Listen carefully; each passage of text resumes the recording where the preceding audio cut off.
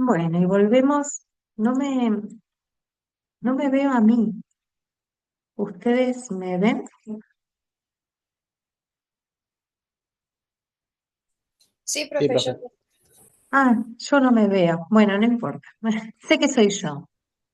Bueno, habíamos visto un poco qué nos convoca el día de hoy. Vimos que Farconesi, esta autora, nos advierte sobre que hay un montón de teorías y lo que me importa en realidad de esta clase, y para eso lo ubiqué en la unidad 3, es que puedan comprender que aprendemos, que la manera de aprender no responde necesariamente a las teorías que después otras personas hicieron, pero que sí, el pensarlo desde esas teorías nos permite como docentes posicionarnos como tales, entender y leer la situación desde alguna de esas teorías. Acá viene una pregunta y les pido que entonces que habiliten sus micrófonos y es si ustedes se han encontrado con alguna teoría o piensan el aprendizaje desde algún lado. Yo ya sé que la lectura del material no lo tienen porque acabo de habilitarla, no sé si les llegó el contenido, pero bueno, recién ahora van a contar con el texto, por ende, la pregunta que yo estoy haciendo no responde al material, sino a la experiencia de ustedes. ¿Tienen alguna manera de comprender o alguna otra asignatura les permitió pensar la manera en que otros aprenden, los condicionantes que existen? Los escucho.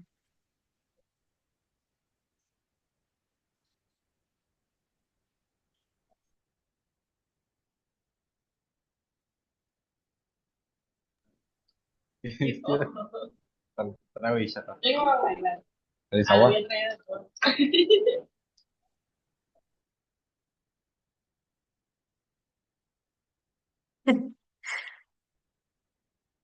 ¿No se animan? Bien, ¿alguien entonces escuchó Eh, hablar de Piaget, de Ausubel, de Vygotsky? ¿Tuvieron algún acercamiento con ellos? ¿Alguna idea?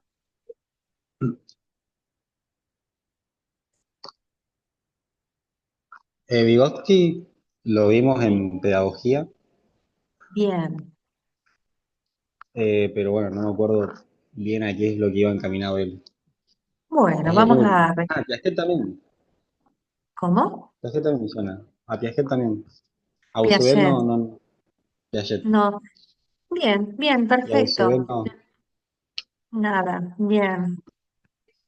Bueno, nosotros en psicología, a quien más le hemos dado mayor importancia, lamentablemente, es a Piaget, porque me genera particularmente muchísimo aburrimiento, pero la idea de ser docente no es castigar con el mismo martirio que he obtenido como estudiante, así que la idea es simplificarlo un poco y que puedan entender de qué trata cada uno de ellos. Voy a compartir, vamos a volver a las filminas. Ay, ¿dónde está? Está bien, ahí estamos. Sí, muy dicha con la tecnología. Regresamos entonces bien, acá estamos. Está, mm, mm, bien. Habíamos dicho entonces sobre esta multiplicidad, hay un montón de teorías que nos van a facilitar la comprensión. Lo que nos advierte, y yo también lo hago, es que no nos casemos con esas teorías como una obligación a seguir. Y nos presenta en términos generales a estos cinco personajes. Tenemos a Piaget, Ausubel, Freud, eh, este no lo desarrolla tan en específico, pero ha sido mi formación como psicoanalista. Yo estudié en la Universidad Nacional de La Plata y era casi todo Freud, es muy psicoanalítico. Por otro lado, tenemos a Freire, que estoy completamente segura que han tenido un acercamiento a este autor, y por el otro, a Vygotsky. ¿Sí? Todos ellos postulan cuestiones diferentes, complementarias y suplementarias que nos ayudan a pensar qué hace cada uno de estos sujetos que vamos a tener enfrente mientras intentan, buscan y logran o no aprender. Piaget, por este lado, habla de estructuras cognitivas, pero ignora el deseo y lo afectivo, ¿sí? Esto quiero que quede bien en claro. Vamos a desarrollar sobre estas estructuras cognitivas que él teoriza, explica y ha hecho libros completos con observaciones muy minuciosas de cómo un sujetito, desde el momento del nacimiento hasta edades avanzadas, se desarrolla, ¿sí? Se focaliza en lo que le pasa en la mente del sujeto. Esas estructuras cognitivas son los que yo en la clase por ahí suelo mencionar, esas cajitas que tenemos adentro de nuestra mente. Obviamente no son cajitas, sino que son esquemas cognitivos. Esos esquemas cognitivos son lo que nos permite adaptarnos a la realidad. El humano, en realidad, em, usa, como les digo, la forma de representar el mundo le permite vincularse con el mundo. Sabemos que usamos mucho la religión, usamos mucho la ciencia para entender el mundo tal como está. No lo absorbemos de lleno, como lo haría, por ejemplo, un animal, que es netamente biológico. Usa para vincularse con el mundo objetivo estructuras de conocimiento. Y este Piaget lo que hace es estudiar cómo esas estructuras van evolucionando de lo más simple a lo más complejo. Y va a decir que lo más simple son formas que me permiten vincularme con el mundo en ese momento, pero que en un momento esa estructura cognitiva simple va a empezar a encontrarse con un desequilibrio cognitivo. La manera en que venía entendiendo al mundo, la representación de ese mundo, tiene que modificarse porque ahora un nuevo conocimiento viene a querer ingresar a esa estructura que al ser simple no alcanza para comprender, ¿sí? Entonces, vamos a frenar un poco si no se distrae. Sigo sin verme. ¿Ustedes me ven? Qué pesada, otra vez. Sí,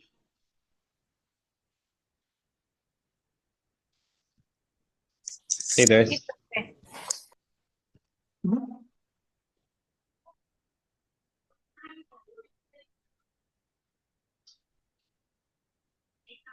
¿Me ven? Ahora no, ahora sí.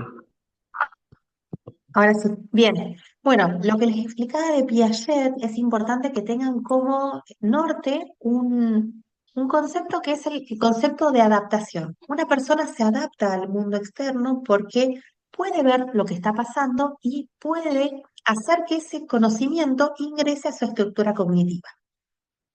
Em, Piaget lo piensa cuando son pequeños, ¿no? La simpleza con la que absorben el mundo hasta que algo no funciona. Un bebé, por ejemplo, hace un gesto y la madre o el padre o quien le esté cuidando le lleva el objeto a la mano y entonces lo logra, si es que puede coordinar hasta ese momento, lo logra agarrar. A veces comenzamos todos los humanos, comenzamos con simplemente con un esquema que es el biológico, que son no, ay Dios santo, se me fue la palabra, los reflejos, ahí está, el reflejo de succión, el reflejo de prensión, el reflejo del moro, reflejo de la marcha, son como los residuos, si se quiere, físicos, biológicos, mínimamente necesarios para sobrevivir. Por ejemplo, si no tuviésemos el instinto de succión, no podríamos alimentarnos. Un bebé recién nacido no tendría la manera de aprender cómo succionar el alimento que se le aporta a través del pecho materno o a través de un biberón, de una mamadera. Lo hace porque tiene una base muy básica que es la succión. Y a través de ese mundo empieza a conocer, por ejemplo, los distintos matices y distintas texturas del mundo.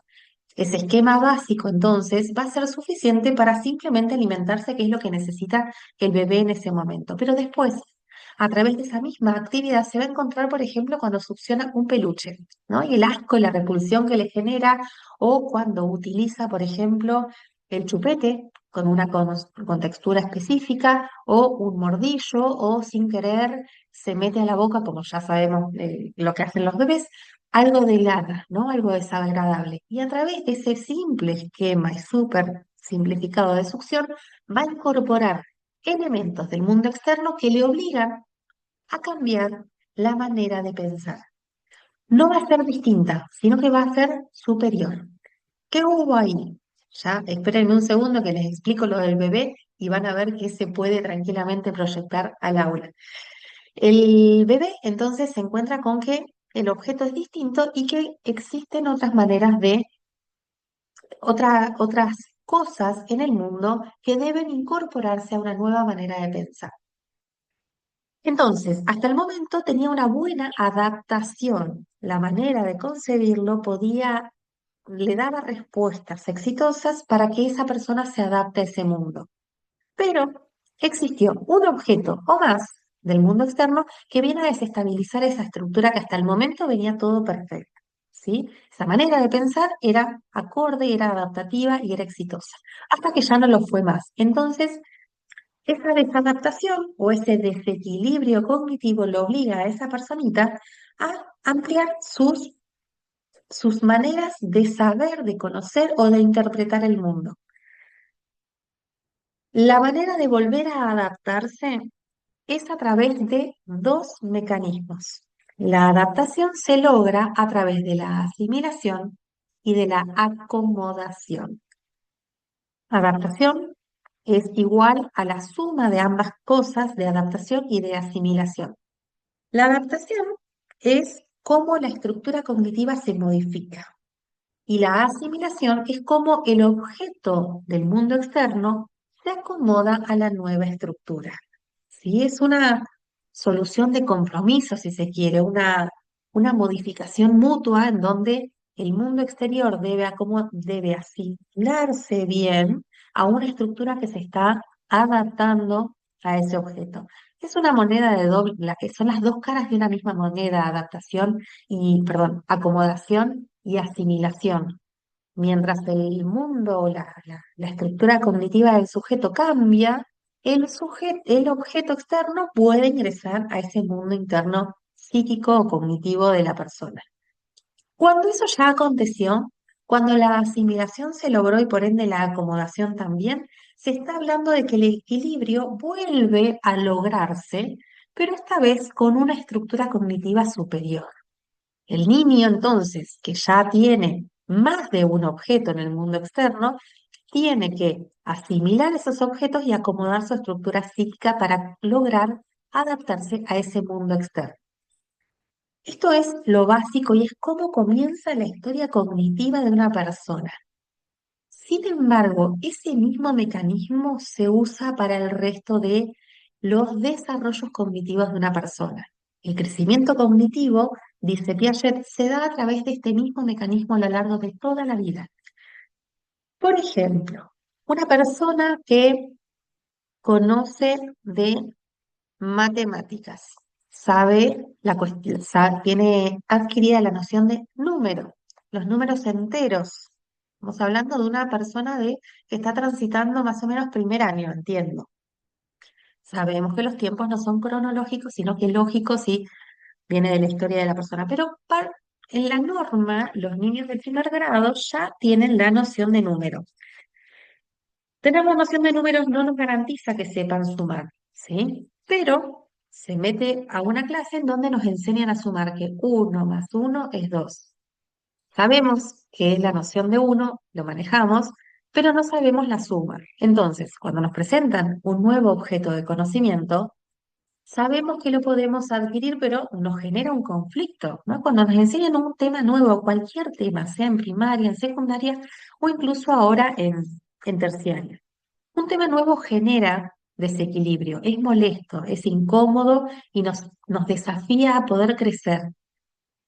Ahora, la manera de crecer es justamente superar ese desequilibrio cognitivo, superar esa desadaptación, decir, uy, hasta el momento venía bien con el mundo externo, pero me vienen a presentar un objeto de conocimiento nuevo que la verdad que no tengo idea cómo hacerlo. Bueno, hay un esfuerzo cognitivo eso lo vamos a ver con otros autores, eh, que permite, a través de la acomodación de nuestra estructura cognitiva y la asimilación de ese objeto externo, ese objeto nuevo de estudio, nos permite tener un nuevo equilibrio que nos hace un salto cualitativo, ¿no? Y cuantitativo en nuestro sistema cognitivo. Veníamos tranqui-panqui, como le digo yo, veníamos tranquilos en el mundo, hasta que nos presentan una nueva asignatura, psicología educacional, o nos presentan un nuevo objeto de estudio. Por ejemplo, un concepto de zona de desarrollo próxima. ¿Qué? Uno dice, ¿qué es esto? A través de distintas situaciones, el sujeto pone su estructura cognitiva en juego y logra superar esa desadaptación o ese desequilibrio cognitivo. Eh, tenemos entonces, presentamos entonces a Piaget. ¿Ustedes están viendo la pantalla? No, perdón, a ver. No, no la están viendo. Bien, ahora sí. Bien, tenemos entonces a Piaget, ya vimos que las estructuras cognitivas eh, es el campo de teorización y de análisis, pero ignora el deseo y lo afectivo. Fíjense que nunca habló de que la persona que está aprendiendo es también una persona deseante, que tiene necesidades, que necesita ser reconocida, que necesita ser estimada, o por lo menos que el docente lo mire como una persona. Piaget nos da aportes a lo que le pasa adentro de la cabecita de nuestro estudiante, pero deja por fuera todo lo que es la cuestión subjetiva, vincular, contextual. Entonces, lo que nos dice no, perdón, lo que nos dice Farconesi es que tengamos en cuenta sobre este desarrollo y esta desadaptación para saber qué es lo que tenemos que aportar nosotros a la cabecita de esa persona. Pero advertir que este teórico, Piaget, no nos está advirtiendo sobre lo subjetivo. Ahora, por otro lado, lo paso por encima porque no va a haber demasiado desarrollo en esta clase.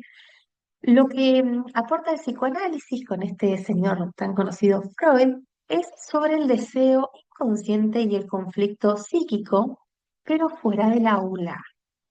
Estas lógicas subjetivas no quedan por fuera se meten obviamente al aula porque es el sujeto quien lo aporta y no se puede separar de él.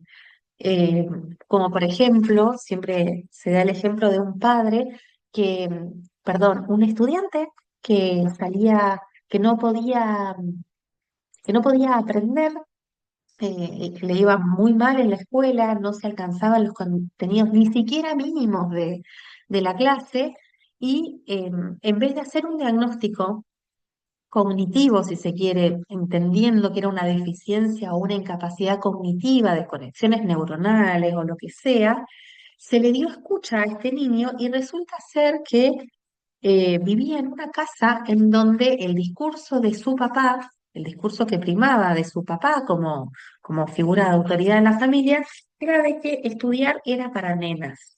Entonces él, desde un deseo inconsciente, introyectó esa voz, ¿sí? Se hizo cargo de ese discurso, ese principio de que estudiar era para nenas, y como quería representar una figura masculina, no quería no podía aprender. Ese deseo inconsciente por sostener su masculinidad le impedía transitar la instancia de aprendizaje porque atentaba contra su masculinidad, ¿no? Siguiendo el deseo de de ser masculino, de ser un hombre en la familia.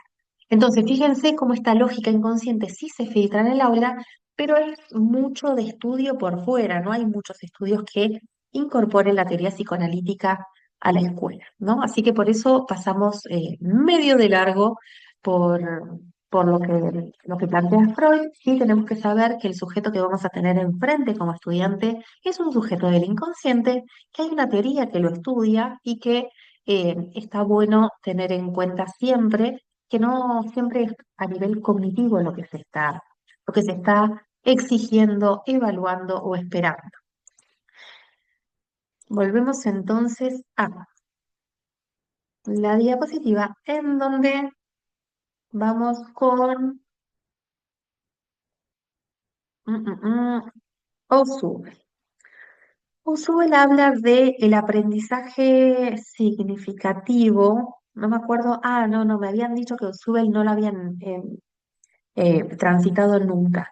Bueno, Oswald habla de la valoración del saber previo, ¿sí? Lo que esta personita que tenemos enfrente, que está esperando que le dictemos su clase de historia, tiene antes de sentarse en nuestra clase, ¿sí? Sabemos que la persona tiene una historia cognitiva previa, ya sea desde su casa, compartiendo con algún amiguito, con un vecinito, transitando la educación primaria con otras aulas o su educación secundaria.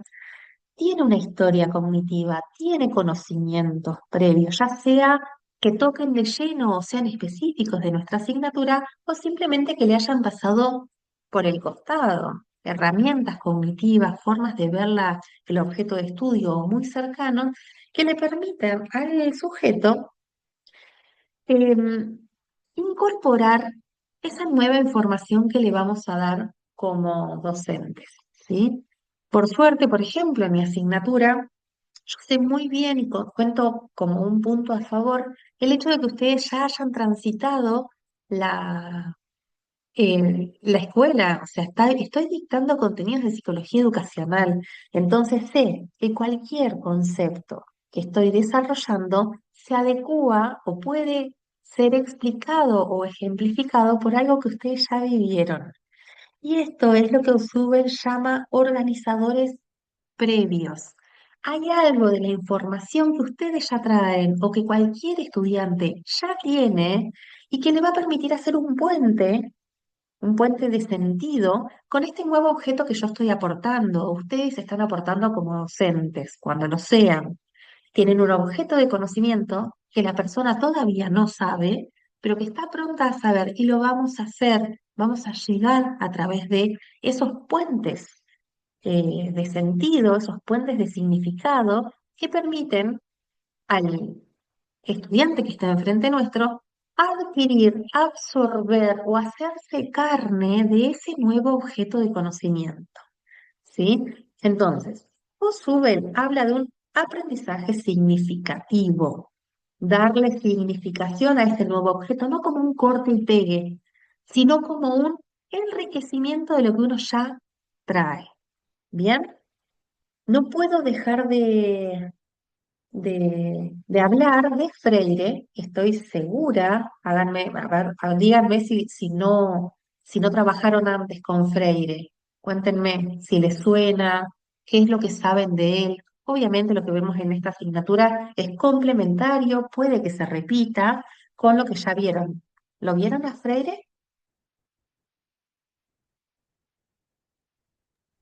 Sí, Freire está en casi todas las materias. Bien, Va, bien. al menos Perfecto. en historia lo tenemos. Claro, pueden estudiar la historia de Freire también. Ay, qué pesados. Bueno, en esta asignatura también vamos a transitar un poco de Freire. Eh, lo que, lo que sí importa en Freire es que nos trae el tema de la educación problematizadora, ¿sí? Habla de, bueno, tanto Pichon Rivière, que también lo menciona en el texto, como Freire lo trae esta autora porque habla del aprendizaje como una construcción social, ¿sí? Todo lo que se aprende se hace de manera social. Una persona no puede aprender sola, siempre hay un otro, ¿no? Y habla de que no es una educación bancaria como algo como una caja en blanco como una caja vacía en donde el docente viene a depositar el objeto conocimiento y es un corte y pegue, sino que la persona que está queriendo, buscando incorporar ese nuevo conocimiento, se tiene que hacer ciertas preguntas y ese objeto de conocimiento tiene que significarle, resonarle algo a la persona. Eh, si me lo permiten, no lo plantea de esta manera el texto y ninguno que otros conozca, esta educación problematizadora tiene algo de similar desde lo simbólico con esta desadaptación que habla Piaget.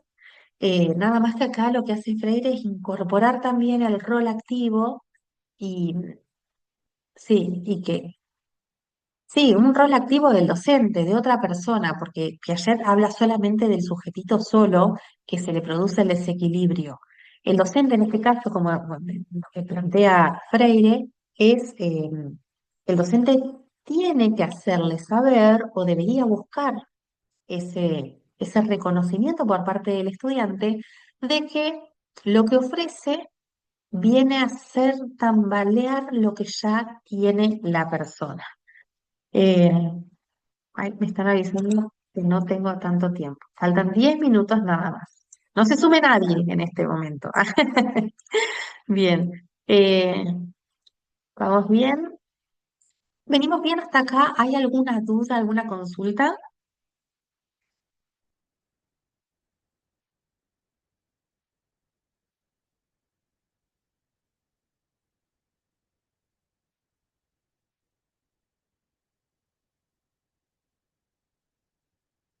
¿Andan por ahí?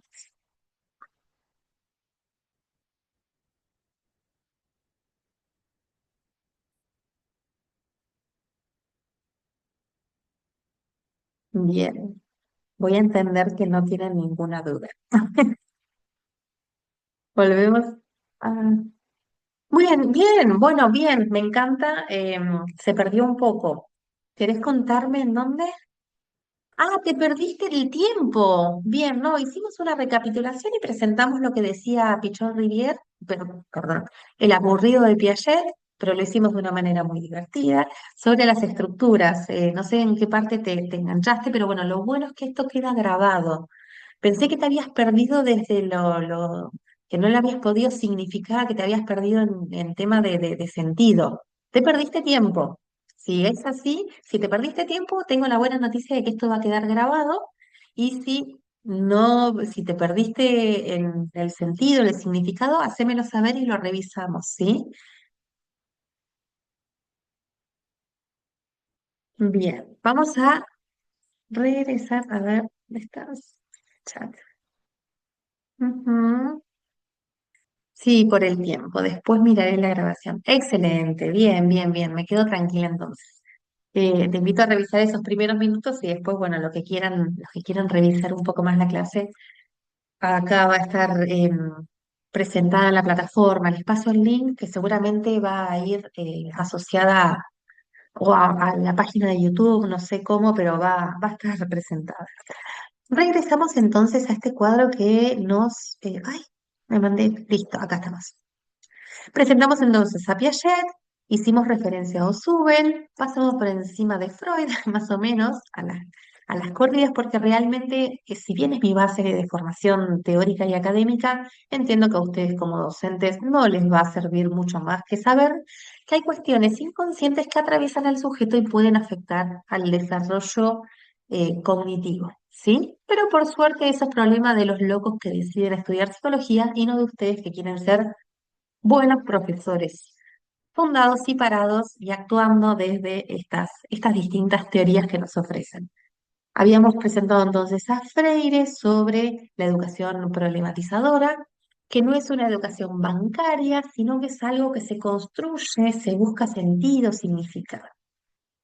Y vamos entonces a Vygotsky. Vygotsky viene a presentar lo que es el concepto de, tatúenselo, zona de desarrollo próxima. La zona de desarrollo próxima es una zona, como la palabra lo indica, que se diferencia entre lo que una persona ya sabe, ya lo tiene adquirido, ya es una herramienta con la que la persona se maneja habitualmente en su mundo, ya sea social, académico, vincular. Es una herramienta que ya posee solo, pero hay algo que le permite conocer un poco más, ¿sí? Si es una zona donde tiene el conocimiento, pero no lo tiene totalmente adquirido. Como ejemplo básico, yo sé que ustedes saben de qué estoy hablando porque lo llevan todo el tiempo como estudiantes. ¿No les pasa que cuando transitan una asignatura nueva o un concepto nuevo, escuchan al docente y dicen, ah, sí, yo lo puedo comprender, tienen la capacidad de comprenderlo y seguirle el hilo a la docente o al docente, pero cuando les preguntan sobre ese concepto no lo pueden contestar, ¿no? Entonces es como que están como en el medio, sí lo conocen, pero no lo tienen tan consolidado, tan firme, no lo tienen adquirido como herramienta, entonces no lo pueden manejar solos. Necesitan a un otro que lo acompañe. Esa es la zona de desarrollo próxima. Por definición, la zona de desarrollo próxima está está constituida entre lo que el sujeto puede hacer de forma autónoma, solo e independiente, y lo que está próximo a aprender. ¿Cómo sabe que está próximo a aprender? Porque hay un alguien que lo está acompañando, que le está diciendo cómo, y esa persona ha demostrado que tiene la capacidad para hacerlo. ¿Bien? Ahora, em, en esa zona es lo que ocurre en un aula, en una clase. ¿Y cuándo se consolida en una herramienta ya adquirida, en un conocimiento ya propio, ya consolidado, ¿no? El conocimiento, una capacidad real. La capacidad real es lo que yo ya tengo. La capacidad real son esas herramientas que ya forman parte de mi bagaje cognitivo. Esa herramienta que me permite pensar o responder o explicar. Esa es la capacidad real. Pero la capacidad potencial es lo que está próximo a adquirirse. La zona se constituye entre la capacidad real y la capacidad potencial. Es una zona de desarrollo próximo, es lo próximo que está a desarrollarse. Una vez que eso que está próximo a adquirirse se adquiere, se constituye como una capacidad real.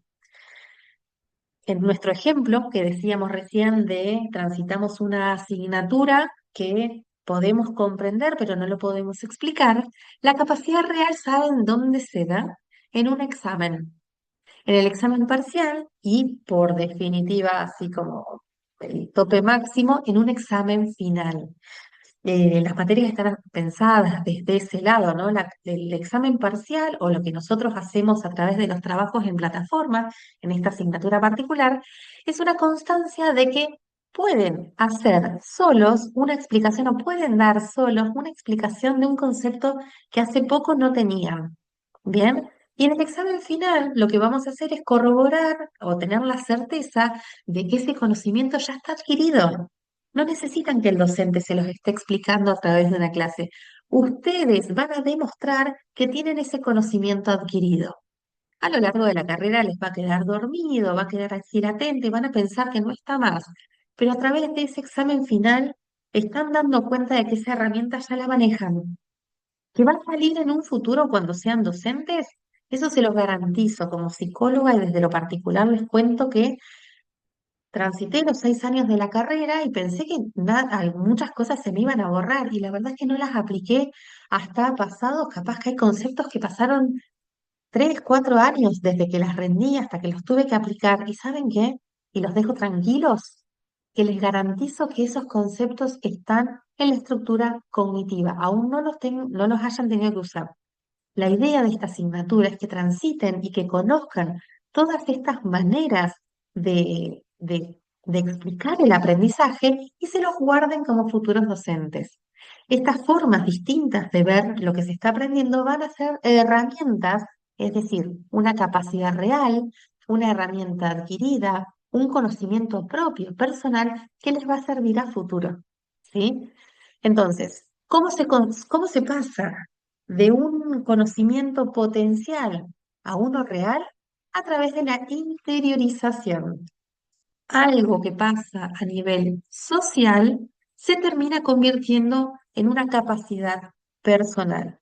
Primero pasa entonces en una interacción social, alguien que me explique, una bibliografía que me dé alguna explicación, un video de YouTube, una clase, una interacción con un otro que se da a nivel interpersonal, termina constituyéndose en un objeto intrapersonal.